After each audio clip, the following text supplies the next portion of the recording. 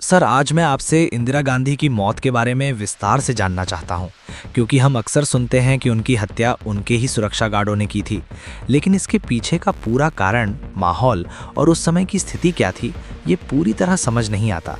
तो क्या आप मुझे शुरुआत से लेकर अंत तक पूरा घटनाक्रम विस्तार से समझा सकते हैं? देखो, इंदिरा गांधी की मृत्यु कोई अचानक हुई घटना नहीं थी, बल्कि इसके पीछे कई राजनीतिक, सामाजिक और धार्मिक कारण जुड़े हुए थे, जिन्हें समझे बिना इस घटना को समझना अधूरा रहेगा।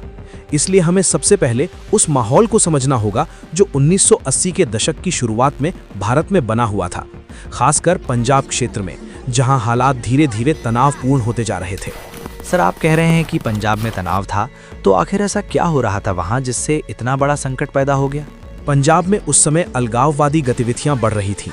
कुछ समूह एक अलग खालिस्तान देश की मांग कर रहे थे और इस आंदोलन का नेतृत्व जरनैल सिंह भिंडरानवाले कर रहे थे, जिनका प्रभाव धीरे धीरे बढ़ता जा रहा था और हालात इतने गंभीर हो गए थे कि कानून व्यवस्था बनाए रखना सरकार के लिए बहुत कठिन होता जा रहा था। तो क्या सरकार के पास कोई और विकल्प नहीं था, या फिर ये स्थिति बातचीत से हल हो सकती थी? देखो, सरकार ने कई बार बातचीत की कोशिश की, लेकिन हालात इतने जटिल हो चुके थे कि कोई स्थायी समाधान नहीं निकल पा रहा था और धीरे धीरे ये मुद्दा सिर्फ कानून व्यवस्था का नहीं, बल्कि राष्ट्रीय सुरक्षा का बन गया था, जिसके कारण सरकार पर कार्यवाही करने का दबाव बढ़ता गया। तो क्या इसी वजह से सेना को बुलाया गया? हाँ, अंततः जून 1984 में ऑपरेशन ब्लू स्टार का निर्णय लिया गया, जिसमें भारतीय सेना को अमृतसर के गोल्डन टेम्पल परिसर में प्रवेश करना पड़ा, जहां भिंडरानवाले और उनके समर्थक छिपे हुए थे। और ये निर्णय बहुत ही संवेदनशील और विवादास्पद था। सर, इस ऑपरेशन का क्या परिणाम हुआ और लोगों की प्रतिक्रिया कैसी थी? ऑपरेशन में भिंडरानवाले मारे गए, लेकिन इसके साथ ही बहुत नुकसान भी हुआ। और सबसे महत्वपूर्ण बात ये थी कि स्वर्ण मंदिर, जो सिख धर्म का सबसे पवित्र स्थल है, वहां सेना की कार्रवाई से सिख समुदाय में गहरी नाराजगी फैल गई, जिससे पूरे देश में तनाव बढ़ गया। क्या इंदिरा गांधी को इस फैसले के परिणाम का अंदाजा था?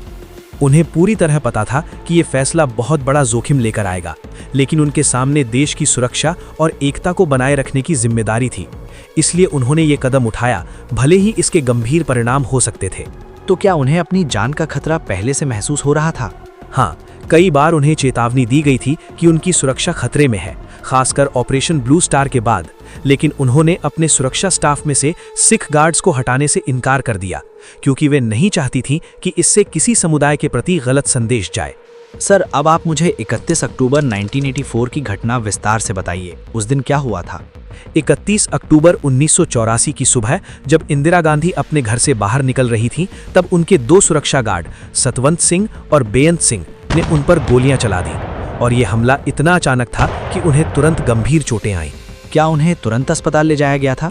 हाँ, उन्हें तुरंत अस्पताल ले जाया गया, लेकिन उनकी हालत बहुत गंभीर थी और डॉक्टरों की पूरी कोशिशों के बावजूद उन्हें बचाया नहीं जा सका।